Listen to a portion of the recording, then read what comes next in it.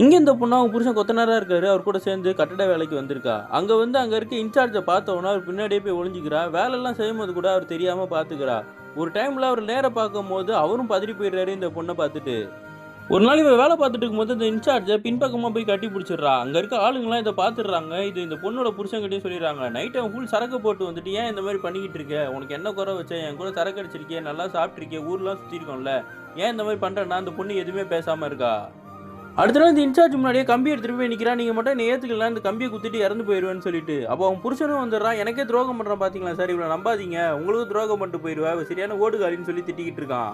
அப்போ அந்த பொண்ணு சொல்கிறா, நீ யாரு நான் யாருன்றதை மறந்துட்டியான்னு சொல்லிட்டு. அப்போ தான் நம்மளுக்கு காட்டுறாங்க இந்த பொண்ணு இருக்கிற வீட்டுக்கு தான் இவன் வந்து கொத்தனாராக வேலை செய்கிறதுக்கு வந்திருப்பான். அப்போ இவங்க 2 பேருக்குள்ள ரிலேஷன்ஷிப் வந்திருக்கும். அவங்க மாமியார் முன்னாடி இந்த பொண்ணு மறைச்சிட்டு இவங்க கூட ரிலேஷன்ஷிப்பில் இருந்திருப்பா. ஒரு டைமில் இவங்க 2 பேரும் ஓடி போயிருப்பாங்க. இவன் புருஷன் ஊர்லேருந்து வந்திருப்பான். அப்போ தான் காட்டுறாங்க இந்த இன்சார்ஜ் தான் இந்த பொண்ணோட ஒரிஜினல் புருஷன் போல இருக்கு. இந்த கொத்தனார் தான் இந்த பொண்ணு இழுத்துட்டு ஓடி வந்திருப்பான்.